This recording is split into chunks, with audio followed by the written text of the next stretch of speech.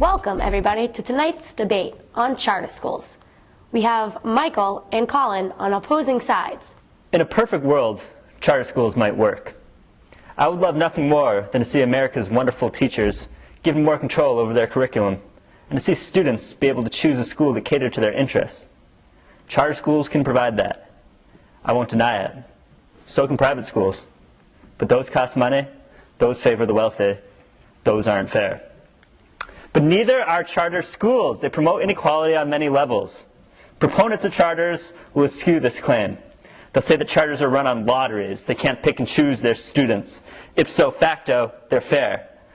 But that type of thinking lacks depth and understanding. Inequalities aren't always enforced, but they still exist, de facto, not de jure.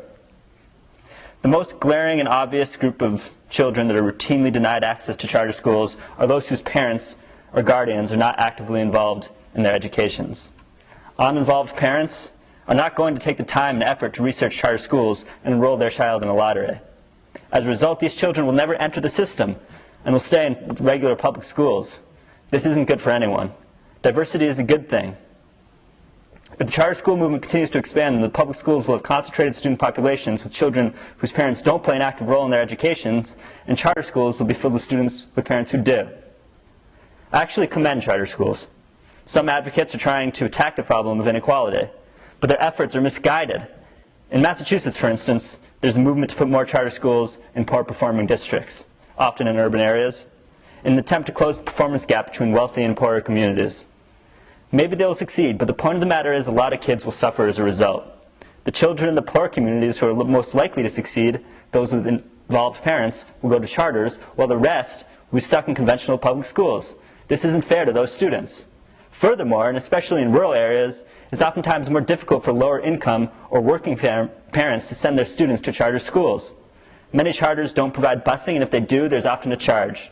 So working parents don't have the time to drive their students to school, or low-income families can't afford to, and they're left out. In a country where there's an extremely close correlation between socioeconomic status and race, this is an extremely dangerous situation. Schools are still widely segregated, and charter schools could serve only to reinforce these disparities. Charters, who oftentimes lack the same resources as conventional schools, also keep out children with special needs.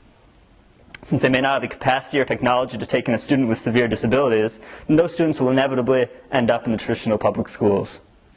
I won't deny it. There's certainly been evidence that charters can produce good results. But maybe the only reason they do this is because, despite the lottery, they have a selective student base, one which lacks students with disabilities as well as children with parents who are uninvolved in their educations. Mike. I cannot claim, nor should I, with 100% certainty that the charter school movement is the cure for our country's ailments. Yet neither can you, sir, argue with similar assurance that the charter school movement is misguided or ineffectual in addressing the needs of America's students. Charter schools give educators who want to create dynamic learning environments the opportunity to do so. The freedom they enjoy in regards to crafting curriculum and the general structure of the academic day is the foundation of this environment. Furthermore, the educators in the classroom have more liberty in crafting lesson plans and are not forced to rely on the often slow bureaucracies that run America's public schools. According to a New York Times article written in the fall of 2009, a study by Stanford University economist Caroline M. Hawksby found that students accepted into charter schools scored higher than students who were rejected and consequently attended public schools. What is most interesting about this report is that all the students involved with the study used the same lotteries to determine admission to these charter schools. All students involved had similar academic and intellectual capabilities at the time they began kindergarten. While these averages do not amount to more than 5 points above their public school peers, 5.3 points for English exams and 5.8 for mathematics exams, it is important to focus on the existence of intellectual growth as opposed to suggesting the faults in the system. It is easy to fault charter schools, to accuse them of being money pits, or suggesting that they intentionally discourage special needs students. Schools like this exist in our nation. The Recovery School District in New Orleans, for example, oversaw several schools that were reported to have coerced parents or special needs students to take their children elsewhere. But the fact that these schools exist should act to encourage, not discourage, the expansion of the charter school system. Greater oversight is needed to ensure that charter schools are operating fairly in order to provide equal opportunities for education.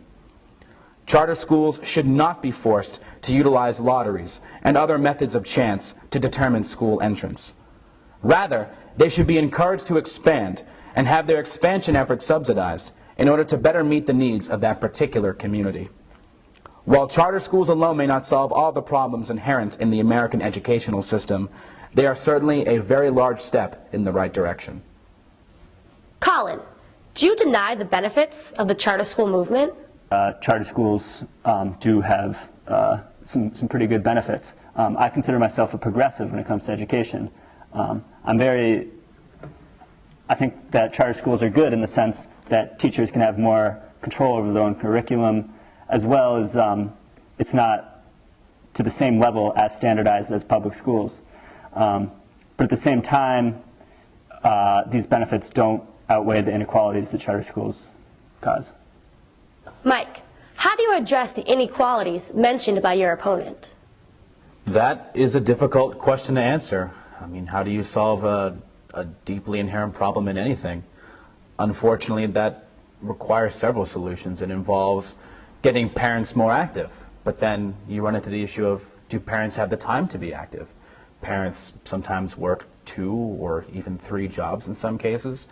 And when you are talking about charter schools, oftentimes you're talking about urban schools where, again, parents are too busy to be invested in their children's education, for better or for worse. So when it comes to combating these inequalities, it really does require a concerted effort. You need to hire the right people. You need to make sure that the right curriculums are in place.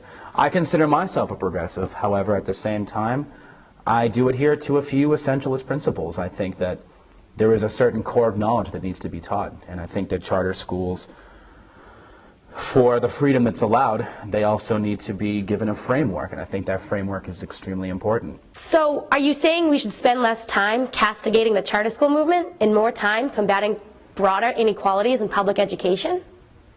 Yes, I do. Colin, do you see merit in this argument? Yeah, I concede that more should be done to combat, instead of condemning charter schools, maybe it would be a valuable approach to work with the parents of these students, or to get sponsors for these students to get them into the charter school system. So maybe you have a point, and I'll concede that. I'll concede that, but the point is more effort needs to be put into reaching out to these students.